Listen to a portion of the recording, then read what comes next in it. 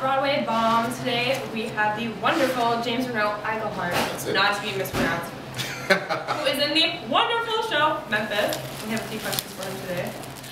Okay, so what was the first big role or moment when you realized that this was a career more than a hobby? Oh gosh, I think the big one came when I was in college and I played Jesus and Jesus Christ Superstar. Awesome. That was the moment I was like, hey, you know, I think I could pull this off. I mean, I always wanted to perform. Either was going to be a rapper or a singer. I knew something like that was going to happen.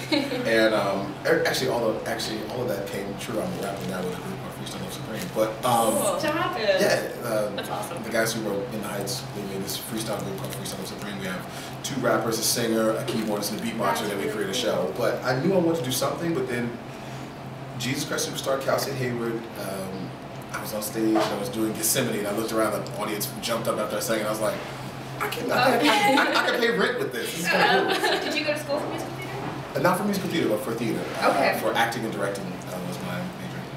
Beautiful. Yeah. Oh, very, very nice. Is there a profession other than acting that you would like to take a stab at? Yes. The problem is, I think it's still considered acting. When I was in high school, I was really sick of school, and the only teacher I wanted to talk to was my mom, because my mom was a music teacher. Aww. So I had made a plan to become a professional wrestler. Oh. Kid you not. And there was a wrestling school around the corner from my house, and I was going to go. I'm till this day at 37, I'm a humongous professional wrestling fan. I mean, not just WWE. I remember seeing that in my show. Yeah, Japan, AAA, and Mexico, everything about professional wrestling. And I was going to go, and I went to the school, and I talked to the teacher and everything, and that's the one thing that I still go, wow, that'd be really cool to do. But then I saw my friends get hit in the head with chairs, and I was like, yeah, maybe not. Maybe not.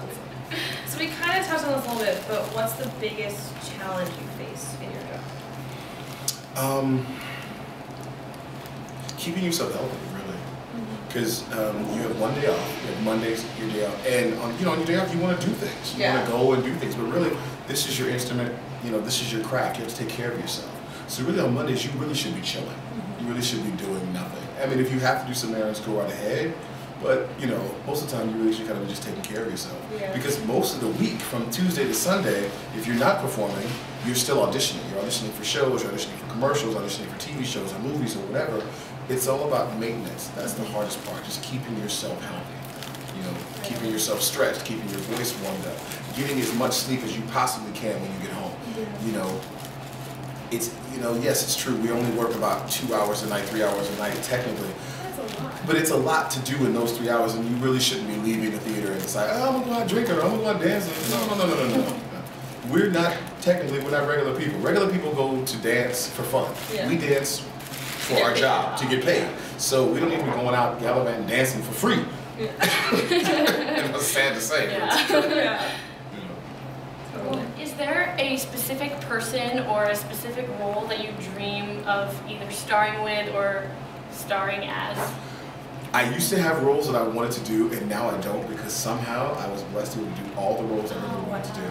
With the exception of one, there was one role, I wanted to play the lion in The Wiz as a kid, and I got to do it in Oakland, California, and then I got to do it here at City Center with Ashanti as Dorothy, LaShawns as Glinda, Don Lewis as, I forgot the other witch's name, and then Tashina Arnold played the Wicked Witch of the West, and it was crazy, and I got to play the lion, and that's my dream role, and then I got to do Coal House in the Bay Area, and Ragtime, I got to do Sweeney Todd in the Bay Area, so I got to do every role except for Jimmy in Dreamgirls, but I wasn't able to play Jimmy because when I auditioned for Dreamgirls, they wanted me for something else, and that same week I auditioned for a show called Memphis in 2004.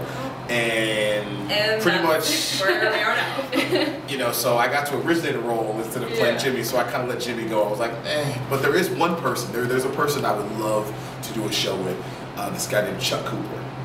Chuck Cooper is the original bus and dryer in Carolina Change. He was, if you listen to the show called The Life, He plays a guy named Memphis, a pimp named Memphis, which is kind of funny. Chuck Cooper has one of the coolest voices on Broadway ever. He's a real live baritone that hits the coolest tenor notes in the world. If I got to sing with him, I think that'd be really good. Really? Yeah. Okay, so you left Memphis for a little while to do the Genie a lot. Yes, correct? Was it, how long did you leave for? I left for 2 months. 2 months. Okay, so was there any difficulty coming back, getting back to the sleep? Yes and no. You know, I've done the show for so long that I know the show. Yeah. But the funny thing was, I left on a Wednesday. My last show was on a Wednesday. I flew to Seattle on a Thursday. We started rehearsals on a Friday. We started rehearsals on a Friday. And when I went coming back home, so we spent 2 months in Seattle. Coming back home, we had a show on a Sunday. I flew back on a Monday, and I was back on the show on Tuesday. So I get to the show, and I start thinking, do I remember everything that I'm supposed to do? And I knew everything. Everything came right back to me, no problem, until we got to Steal Your Rock and Roll.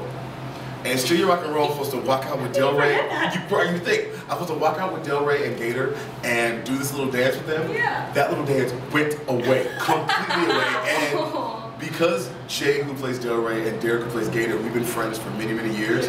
We're like boys. I mean, like, you know, most guys say, "Who's my boy?" No, we're like boys. We are brothers. So when you mess up, they cannot help, and they cannot wait to laugh at you. And the minute I didn't know what I was doing on center stage, they didn't try to sing.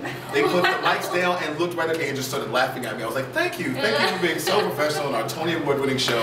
And when we got on stage, they were like, you didn't know where you were going. And I was like, I couldn't lie. I was like, I had no clue where I was going. So for the next week, they kept going. You know where you're going? You know what you're doing? You know what you're doing? So that was the only hard part about coming back. I was like, I felt so good. I was like, perfect. I know everything. And that song, I just blanked. Everything went right. Well, it's great now.